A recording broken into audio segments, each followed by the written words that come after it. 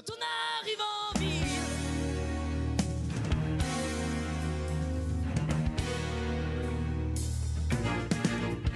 Alors ils sont déjà venus, mais ils reviennent prochainement.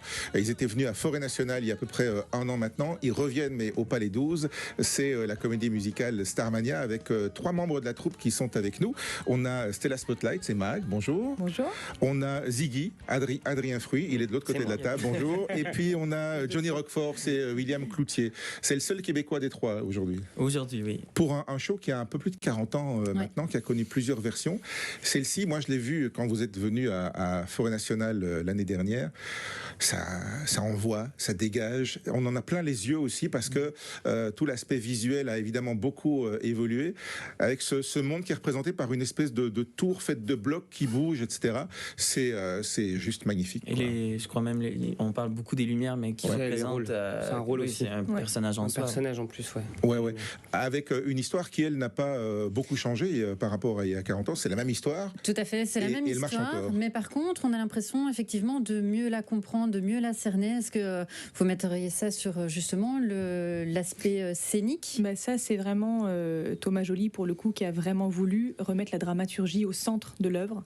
Parce que c'est vrai qu'on connaissait beaucoup les chansons. Ouais. Oui, exactement. Et en fait, les gens, et moi j'en faisais partie aussi, n'étaient pas capables de raconter l'histoire de Starmania. Et aujourd'hui, je pense que c'est vraiment beaucoup plus clair, parce qu'il a, quitte à un petit peu inverser des chansons à des moments, dans des passages, pour que ce soit justement plus lisible, et ce qui rend l'histoire beaucoup plus percutante aujourd'hui. Et très actuel. Malheureusement et heureusement, un peu le miroir de notre société maintenant. Comme c'était... Ce qui est fou, parce que une dystopie. Voilà, c'est ça, ça date quand même de 79, donc c'est plus de 40 ans, et au final, on peut toujours retrouver effectivement des parallélismes avec la société. C'est encore plus actuel. C'est ce que j'allais dire, c'est que c'est encore plus actuel, c'est plus présent. À l'époque, c'était vraiment, quand je parle de dystopie, c'est qu'à l'époque, c'était vraiment de la science-fiction. On se projetait dans les années 2000, sauf que j'en parle assez régulièrement parce que je trouve ça fascinant. Luc Plamondon a quand même été visionnaire, ou un gros voyage dans le temps, un retour vers le futur, parce que c'est hyper actuel, énormément de références. J'en parle pas parce que comme ça au moins les gens vont venir voir le spectacle. C'est plus fun. Mais il y a quand même des thèmes qu'on connaît. Je veux dire, il y a le côté les 15 minutes de gloire dont chacun rêve, c'est un peu ça, quoi. Mais il y a vraiment une recherche, et ça c'est très percutant, surtout pour notre époque où il y a vraiment une recherche de gloire et de vie, recherche de vie avec ce qu'on a avec les réseaux sociaux. Moi je parle de Ziggy par exemple, Ziggy qui rêve de gloire et de paillettes, et pour moi je fais la référence aux jeunes à l'heure actuelle avec les réseaux sociaux, qui ont ce besoin en permanence d'aller toujours plus haut, puis des likes, du like, l'overdose en fait de cette drogue qui est les réseaux sociaux, quoi. Et on aura tous un numéro dans le dos, finalement il est dans la main, quoi. Donc c'est ça. C'est vrai. Notre téléphone, on est tout à fait. On est pile dedans.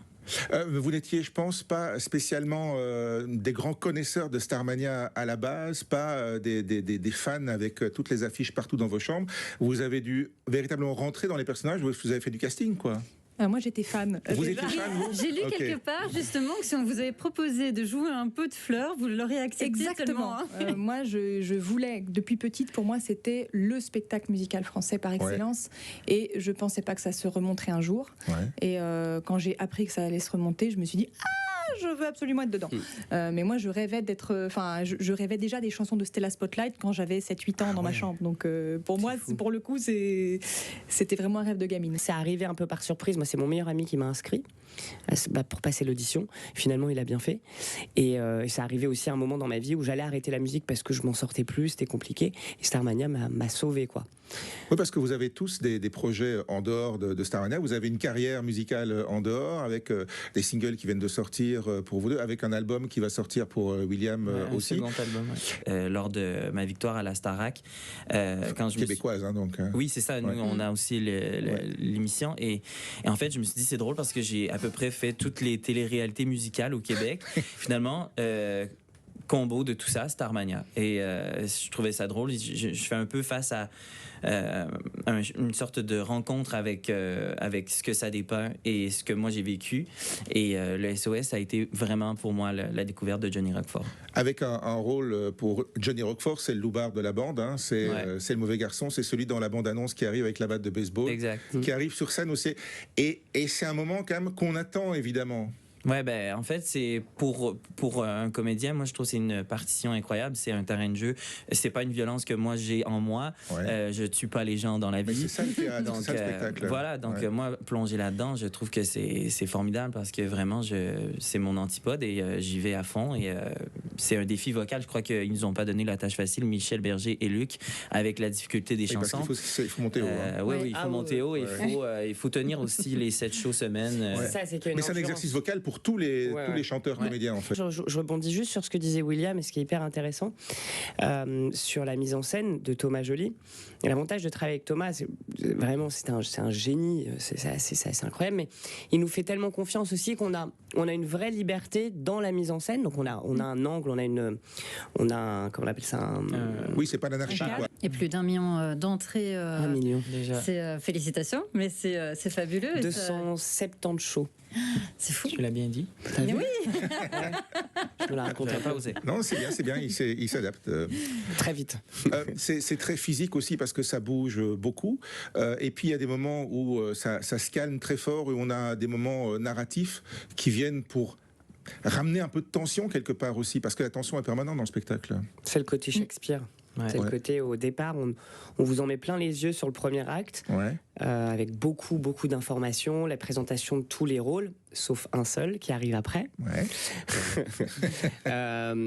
Et après, sur l'acte 2, là, on rentre vraiment dans l'histoire. Donc, ce qui finalement, on en prend tellement plein les yeux au départ qu'on s'attend à un truc super fort sur le deuxième acte. Mais là, le deuxième acte est beaucoup plus... on rentre dans une histoire avec... je raconte rien, encore une fois. Mais il faut vraiment venir voir ce spectacle magnifique. Ouais, et c'est, moi j'ai envie de dire, dangereusement collé sur la réalité. C'est ça.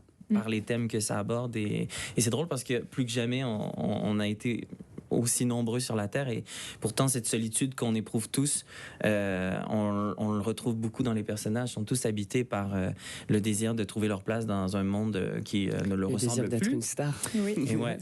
Et, et justement, en parlant des personnages, vous vous y retrouvez un petit peu, vous-même, personnellement, dans ces personnages que vous incarnez?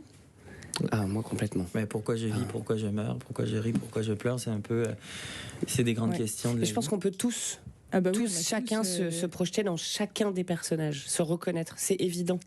C'est évident parce que, comme je disais tout à l'heure, ça reflète tellement notre société d'aujourd'hui. Et même la question d'identité de genre avec Sadia, c'était... L'identité de la sexualité, sur Ziggy. L'argent aussi, avec 0 janvier, qui n'est peut-être pas tout à fait ce qu'on pense qu'il est. Il y a un petit côté, il y a quand même, ce qui est assez fascinant avec 0 janvier, c'est que, alors, à l'extrême, mais on parle de la tour 0 janvier, donc il y a peut-être une petite référence où, ça ressemble un peu à Trump. Il y a évidemment quelque chose qui... c'est là où c'est assez effrayant de se dire, putain, c'est... Vous y avez pensé avant, il y a même un peu de Elon Musk dedans. Enfin, il y a tout ça dans les attentats, la tour, c'est vraiment assez... ça prend aux tripes, que ce soit les chansons, la mise en scène, les lumières, le son, tout y est.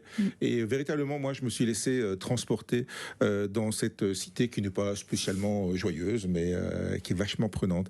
Vous revenez pour 5 représentations au Palais 12. Ce sera le 28 novembre, 29 novembre, le 30 novembre, il y a les deux parce que c'est un dimanche, 15h et 20h, et le 1er décembre également. Donc la jauge est plus grande encore que Forêt Nationale. Il va falloir envoyer encore plus fort. Vous êtes prêts? On est prêts. Oui, on est prêts. On relève le défi avec grand plaisir. Sans problème. Merci beaucoup. Une partie de la troupe de Starmania, les autres, vous irez les voir sur scène.